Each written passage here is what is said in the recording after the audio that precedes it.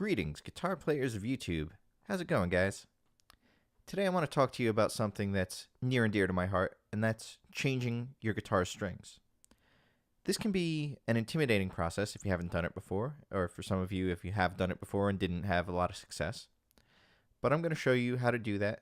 This is a basic skill that all guitarists should have. There's no need to pay someone to change your strings for you. I'm going to show you how to do this yourself, quickly and easily. Now, this may seem really obvious, but the first thing we're going to need to change our strings is a set of new strings. I use elixirs, but you can use whatever you want. That's just my personal preference. The next thing you're going to need is a set of wire cutters. This is for cutting the ends off of the strings. We're also going to use a string winder. This helps you wind the strings more quickly. Now, you don't have to use that. You can use your fingers and just turn the pegs by hand. The last thing we're going to need is a tuner, because you're going to want to tune up those new strings and make sure that they're in fact in tune. Now, these are the basics of what you're going to need. You can do the job with just this, but I'm going to add two more things that I like to use to make my life a little easier. I like to use something like this. It's called a neck cradle. It keeps the headstock off of your workbench, elevates it, and lets you get to the tuning pegs easier. The neck just sits right in the slot right there, and it keeps the headstock elevated. And it's also a good idea to throw down a clean, soft towel or drop cloth on top of your work surface so that you can protect your guitar's finish from any scratches. Now we've got everything set up.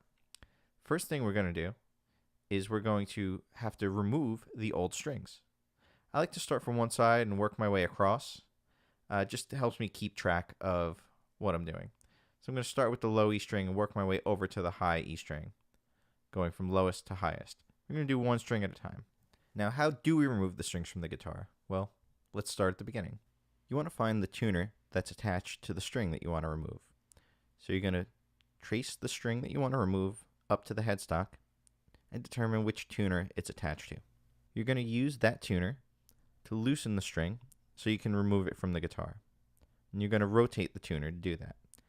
Now, which way do you rotate the tuner? That can be a bit confusing. A good rule of thumb is that on most guitars, you're going to rotate a tuner clockwise to loosen the string and counterclockwise to tighten it. Now that's the opposite of the saying, righty-tighty, lefty-loosey. Good way to remember that is that guitar players are rebellious and do things differently. Just loosen the string until you can pull the end of the string free of the tuning peg. You'll notice that the part of the string that you took off the tuning peg has this kink in it. Now this kink is going to make life a little bit unpleasant when we try to get the string through the tailpiece of the instrument. See, it catches up. So what we're going to do is we're going to take our wire cutters and we're going to cut that kinked end off the string. Now whenever you're cutting the string, make sure that you hold on to the little bit that you're cutting so that it doesn't go flying away when you cut it off. Whenever you cut a piece off of a guitar string, put it in the trash immediately, because the only thing worse than stepping on a Lego barefoot is stepping on a sharp guitar string barefoot. Now, the string will come out real easily. See? No kink, no obstruction. It just slides right out of the tailpiece. Now, when it's time to discard the string, it can be a little difficult. Strings kind of have a mind of their own, right? You're going to try to throw that in the garbage, and it's going to fall right on the floor. So here's a trick to make your life easier. You're going to take the string, and you're going to wrap it once, wrap it twice in loops. You're going to take the end of the string, pass it through the loop once, through the loop twice, and you'll do the same thing on the other side. And this will make a nice, neat coil that's stable and isn't going to try to unravel when you try to put it in the garbage. Congratulations! You've now removed the lowest string on your guitar. Now we need to replace it. So pick up your set of new strings, open them up, pull the strings out, and we're going to find the biggest string in the package. That's going to be the one with the largest number on it. In this case, it's 0.046. And we're going to install that back where the old one was taken off. Pull it out of the package, and you'll notice that it's wrapped up just like the one we threw away. So just do exactly what we did before, but backwards, and unravel this string. Now there are two ends to a guitar string. We have the end with the brass ball on it, and we have the end without the brass ball on it. We're concerned right now with the end without the brass ball. We're going to put that through our tailpiece to string the guitar. So you're going to find the hole in the back of the tailpiece that corresponds to the position of the string you want to install. You're going to pass the end of the string through that hole and just pull until the ball end snags inside the tailpiece. Let's look at that from another angle. You're going to take the end of your string. You're going to find the hole where you want the string to live. In this case, the lowest string is going in the first hole all the way to the left. And we're going to pass it through. And we're going to pull from the other side and guide it through until the ball end snags inside that hole in the tailpiece. Now we're going to look at the tuning peg that we want to put this string into. There's a hole in this tuning peg, and we're going to rotate the peg until that hole is visible and pointing towards the body somewhat, because we need to put the string through that hole. It's like threading a needle, but not quite as frustrating. You're just going to pass the string right through that hole and just pull it through, just like you did with the tailpiece.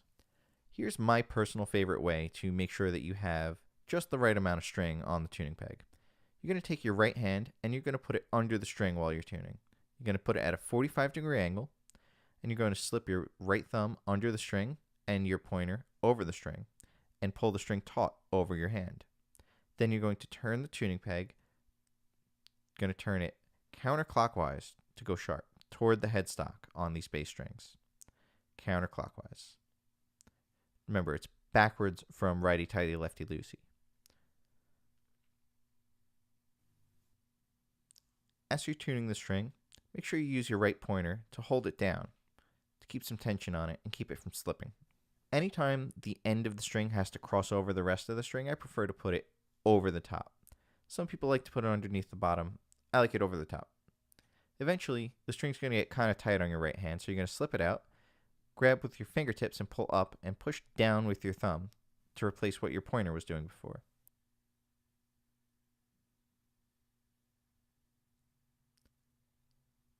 One thing that's important to keep track of, especially on a Les Paul style guitar, is to make sure that your string is in the slot on the saddle and not off to one side or the other. Make sure you check this before you tighten the string all the way so that it doesn't get caught off to one side or the other. Make sure it's right in there in the groove in the saddle. Now we're left with this fantastic eyeball removal tool hanging off the headstock. Now what are we going to do with this if we don't want it to poke eyes out? Roll it up? It kind of looks stupid, right? So what we're going to do is take our wire cutters and cut the end of the string off the headstock. As before, you're going to hold on to the piece that you're cutting off so it doesn't go flying. Get your cutters as close as you can to the tuning peg when you're cutting this off to minimize the sharp tail that's there. But don't cut the wraps around the tuning peg, because then the string will fall off and that'll undo all the great work you just did. Just like when we removed the whole string, I like to wrap up the ends that I cut off of the strings to make them a little bit less unruly when I'm trying to dispose of them. Same deal, make a loop, pass the ends through it, throw it away. Now once you've changed one string, the rest of the strings follow the same procedure more or less. You follow the string up to the tuning peg it's attached to, and you loosen it. But this time we're going to do things a little bit differently. Instead of using our hand to manually loosen the string, we're going to use a string winder. This is a tool that makes the process a little faster. Some string winders have a cross like this, some have a single slot. That's just to give you more flexibility with different size tuning pegs. So figure out which way it fits on best on your tuning peg. And then, just like before, you're going to turn clockwise. Remember, opposite of righty-tighty, lefty-loosey, to loosen your string until you can remove it from the tuning peg. And just like before, we have the curly end of the string that we'd like to do away with. So we're going to take our wire cutters, holding on to the part that we want to cut off, and cut it off. Now we have a nice clean end that'll pull out through our tailpiece very easily. And once again, we're going to coil the string that we removed to make it easier to dispose of. Once again, identify the string that replaces the one you removed and put it through the tailpiece and through the tuning peg. Now, we're going to do things just a little bit differently than before. We're going to use our string winder this time to make our life a little bit easier and make the process go a little more smoothly. So once again, do the trick with your right hand, thumb under, forefinger over, take the string winder, and this time we're going to go counterclockwise to tighten the string. Cut the end off, wrap it up, throw it away. Now once you do the first two strings, you're going to find that the third one is much the same, and it's going to go pretty quickly. I mean, with enough practice and the right video editing software, you could be as fast as me. Now this guitar has 3 tuners on each side of the headstock, so when we want to go on to the G string, to make our lives easier, we're going to spin the guitar around so that we can actually get to those tuners without having to reach over the whole guitar. By now, this is old hat, right? You know how to find the string you want to remove. You know how to find which tuner it's attached to. But it can be confusing at this point, because previously, for the last 3 strings, we've been turning toward the headstock to tighten the string, go sharp, and toward the body to loosen and go flat. On this side, things are backwards. It's much easier if you think of it in terms of clockwise to loosen, counterclockwise to tighten, rather than thinking of toward the headstock, toward the body. Because no matter which side of the headstock you're on, clockwise will loosen, counterclockwise will tighten.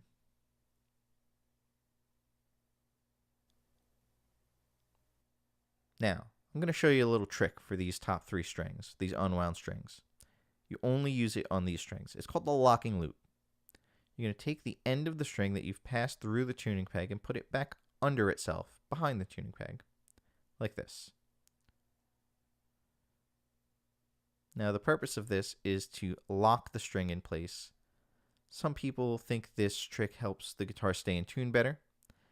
Personally, I find that it just keeps the string from slipping out of the tuning peg while I'm tightening it up. So again, you pass the end of the string underneath the rest of the string, wrap it around the tuning peg, and pull it tight, lock it in there.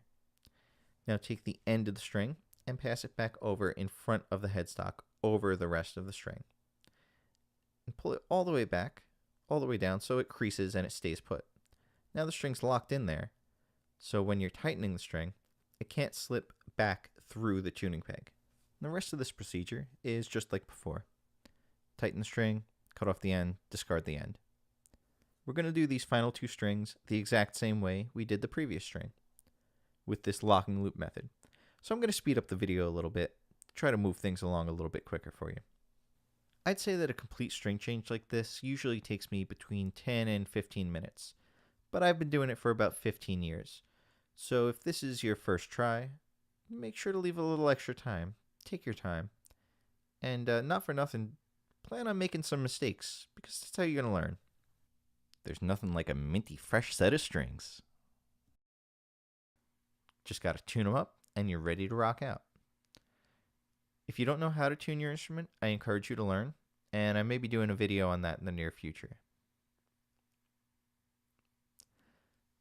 Now, there's a myth I'd like to discuss right now, and this myth says that you can't take your guitar out on a gig the same day that you change your strings, because it's going to go crazy out of tune from all the rocking and bending that you're going to do, right? This myth is not true. There's something you can do to avoid your guitar going out of tune, even with your hardest playing on the same day that you change your strings. What we're going to do is we're going to stretch our strings, and that's going to keep it in tune.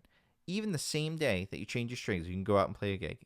We're going to work from one side of the guitar to the other, just like we did while changing the strings. First, take your index finger and hold down the first string you want to stretch at the 1st fret. Take your other hand and lift that same string at the 12th fret. You only need to lift it about half an inch, just enough to feel some tension in the string. Now you're going to slide the finger that's holding the string up toward the finger that's holding the string down, stretching out the string in the process. Then you're going to do the opposite. You're going to hold up the string at the 12th fret and slide the finger that's holding the string down up the neck toward the 12th fret. Now this is totally going to knock your guitar out of tune, so you're going to want to retune each string as you stretch it out.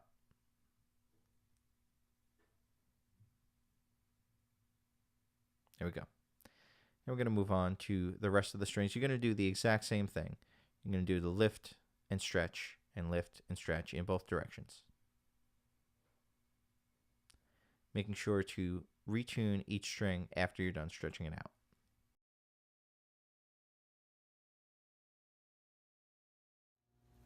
And we're going to play a little bit and see if our stretching the strings has really helped us or not.